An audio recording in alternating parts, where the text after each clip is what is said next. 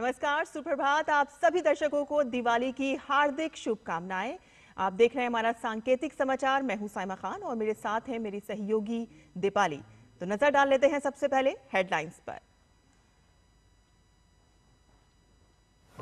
दियों की रोशनी से देश जगमग, श्रद्धा और उल्लास के साथ मनाया जा रहा है दिवाली का त्योहार।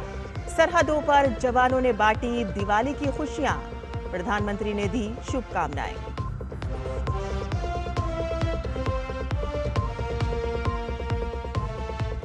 अयोध्या में नवा दीप उत्सव बना सबसे भव्य, ध्वस्त हुए सभी कीर्तिमान, बने 2 गिनीज वर्ल्ड रिकॉर्ड।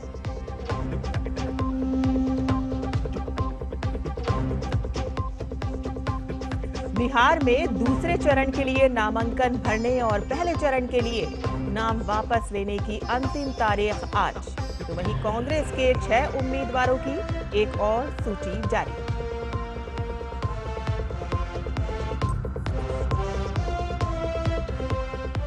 भगवान बुद्ध के पवित्र अवशेष रूस से पहुंचे भारत। जम्मू कश्मीर के उपराज्यपाल ने कहा कि इससे भारत रूस संबंध और होंगे मजबूत।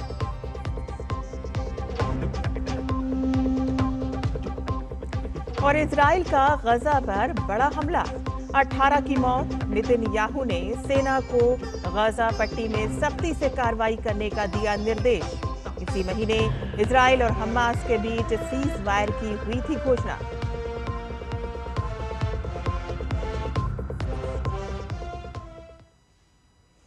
देश भर में दीप उत्सव का त्योहार दिवाली उमंग और उल्लास के साथ मनाया जा रहा है। ये त्योहार अंधकार पर प्रकाश और अज्ञान पर ज्ञान की विजय का प्रतीक है।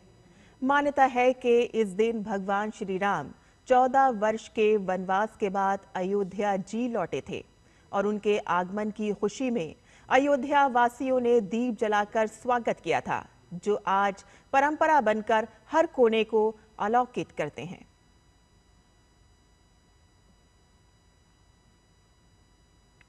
प्रधानमंत्री नरेंद्र मोदी ने देशवासियों को दिवाली की शुभकामनाएं दी।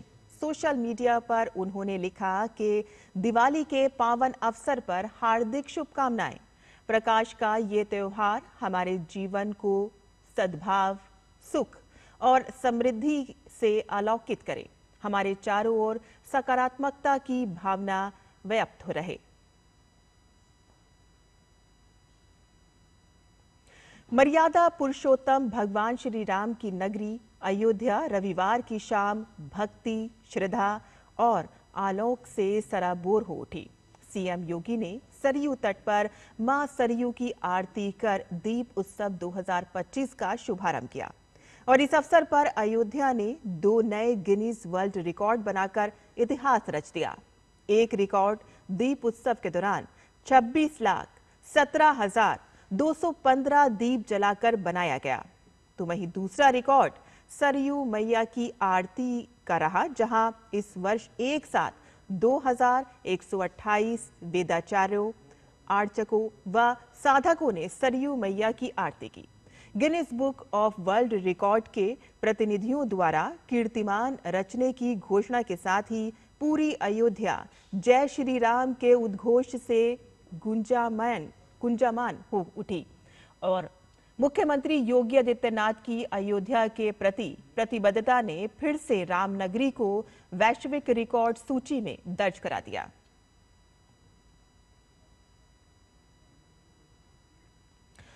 उत्तर प्रदेश के बरेली पुलिस लाइन में भव्य दीप उत्सव मनाया गया। करीब 60,000 दिए एक साथ जलाकर प्रेम और सौहार्द का संदेश दिया गया।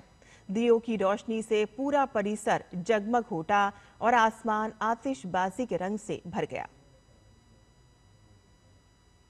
दीपावली के पावन अवसर पर महाराष्ट्र के धुले में BAPS श्री स्वामी नारायण मंदिर में 3,000 दिए प्रज्वलित किए गए और दियों की चमक ने पूरे परिसर को भक्तिमय वातावरण से भर दिया।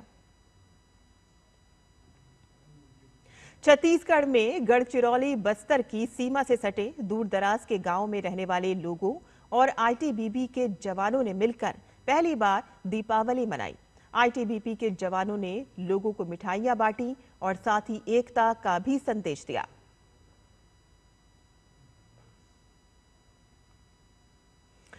बिहार विधानसभा चुनाव के पहले चरण में 18 जिलों की 121 सीटों के लिए नाम वापस लेने की आज अंतिम तारीख है। विभिन्न राजनीतिक दलों और निर्दलीय उम्मीदवारों द्वारा भरे गए 2496 नामांकन पत्रों में से 487 रद्द कर दिए गए हैं, जबकि 2009 वैध पाए गए हैं। और इस बीच दूसरे चरण के लिए नामांकन भरने की आज अंतिम तारीख है और इस चरण में राज्य के 20 जिलों के 122 विधानसभा क्षेत्रों में 11 नवंबर को मतदान होगा।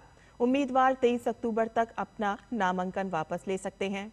बिहार विधानसभा की 243 सीटों के लिए बिहार में 2 चरणों में 6 और 11 नवंबर को वोट पड़ेंगे।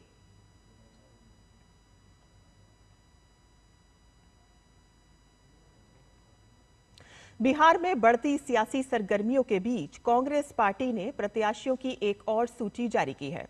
कांग्रेस की 6 प्रत्याशियों की इस सूची में अररिया सीट से अबीदुर रहमान को मैदान में उतारा गया है, तो वहीं अमौर विधानसभा सीट से कांग्रेस पार्टी ने जलील मस्तान को प्रत्याशी बनाया है और इसके साथ ही बरारी सीट से तौकीर आलम कांग्रेस पार्टी के प्रत्याशी होंगे, तो वहीं कहल गांव से प्रवीण सिंह कुशवाहा कांग्रेस की तरफ से ताल ठोकेंगे, जबकि वाल्मीकि नगर विधानसभा सीट से सुरेंद्र प्रसाद कुशवाहा को उम्मीदवार बनाया गया है और इसके अलावा सिकंदरा एससी सीट से विनोद चौधरी को प्रत्याशी बनाया गया है।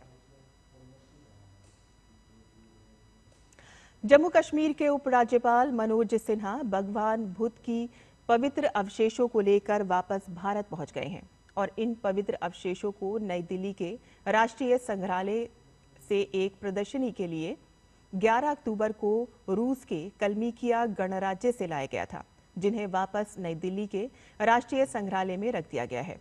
पवित्र अवशेषों को कलमीकिया गणराज्य की राजधानी एलिस्टा में अस्थायी रूप से मुख्य बौद्ध मठ में स्थापित किया गया था, जिसे गनेड शेड्यूप चोइकोर लिंग मठ का नाम से जाना जाता है और इसे शाक्य मुनि बुद्ध का स्वर्णिम निवास भी कहा जाता है।